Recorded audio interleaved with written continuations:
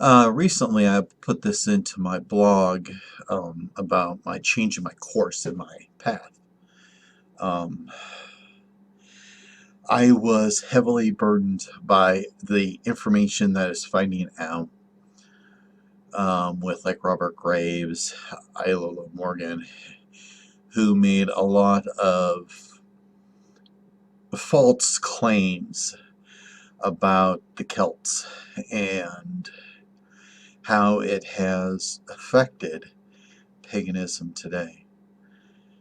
Um, a lot of it had to do with the way the Druids were perceived. I, for the longest time, perceived myself as a Druid, kind of the spiritual, educated workers of Celtic society.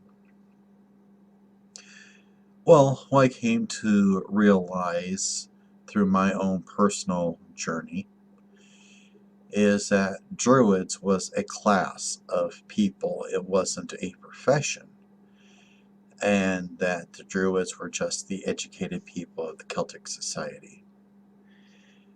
I spent a lot of time kind of figuring out what the heck am I going to do then.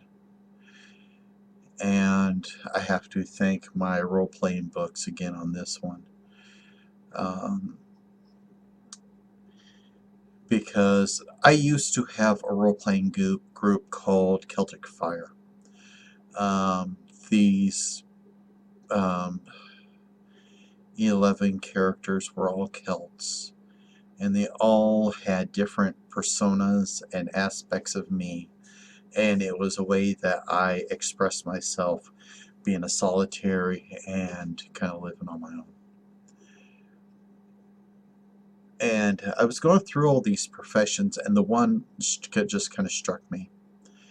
And inspiration led to creation, and I've changed my path due to this inspiration. And the profession is called the Warrior Mage. This is a person who takes on the warrior, the standing for what he believes in, because everybody knows that's what I love to do. I love to argue about things that are important to me. And the mage, is a magic user. I guess the more appropriate term might be warrior witch. But then it's more of a personal journey, whereas the druid from before was the community. I am now taking a more personal view, which means that I need to be a little bit more open-minded, and I'm going to be more open-minded towards other people's views, because I have to step away from trying to be the principal now, overlooking everything about paganism, seeing who's coming up with some major crazy bullshit. But anyway,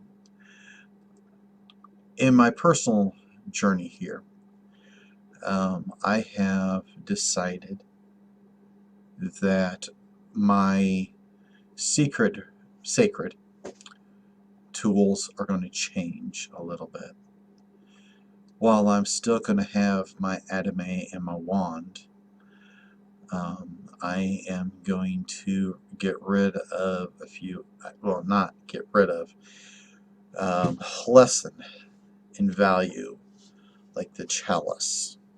That my 3 main tools for the mage, the witch, is going to be the Adame the wand and the pinnacle / cross, the Celtic cross. I showed in a video, I have this large 5-inch across copper Celtic cross that I wear.